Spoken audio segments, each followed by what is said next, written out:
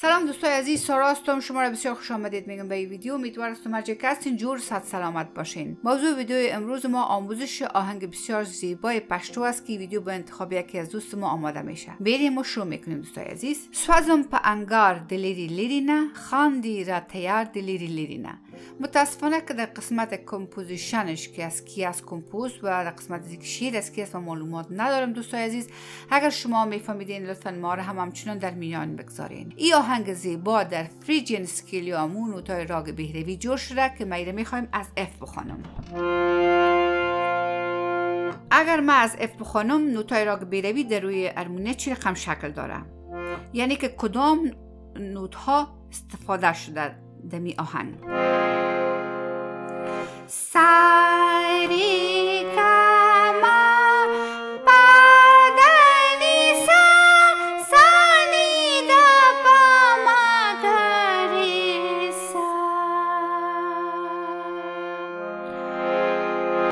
Swazum pangar diliri lirina Khandirat yar diliri lirina.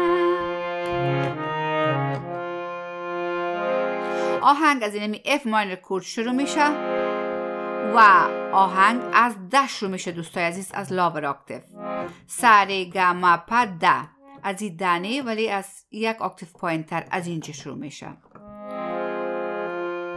سوازم دسا سوازم پا انگار دلیری لرینا خاندیرت یار دلیری Feller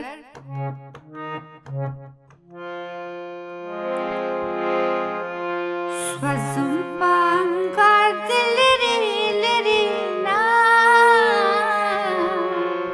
Khandirat yar diliri lirina Khandirat yar diliri lirina Khandirat yar diliri.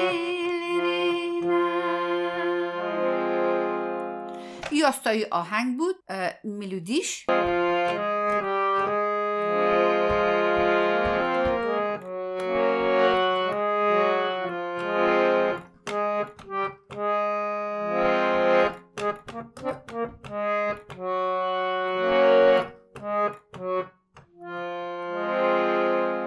انتره آهنگ همچنان از اینمی F ماینر کورد است و از پش شروع میشه. نسکوی یادم است نخری کوی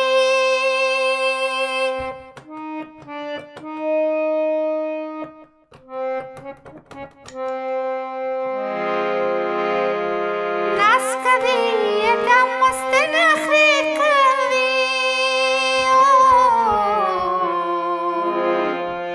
اخلمی ازار دلیری لرینا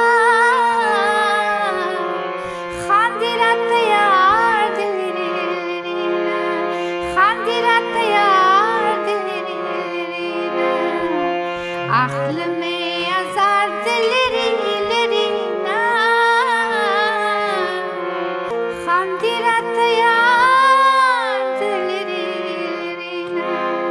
همراه یک انگشت که واضح تر معلوم شود. نسکوی یادم است نخری کوی. در ملودی یک نوت اضافه تر استفاده میشه، یعنی شده استفاده میشه در این قسمت.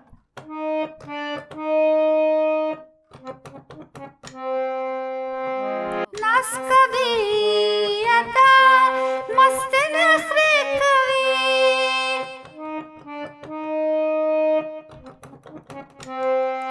نسکوی یادم است نخری کوی اخلمی ازار دلیری لرینا خاندیرت یار دلیری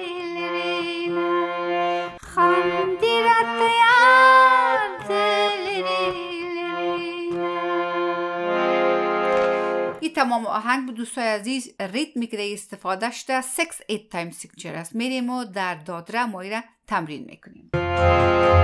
سازم پنگار دل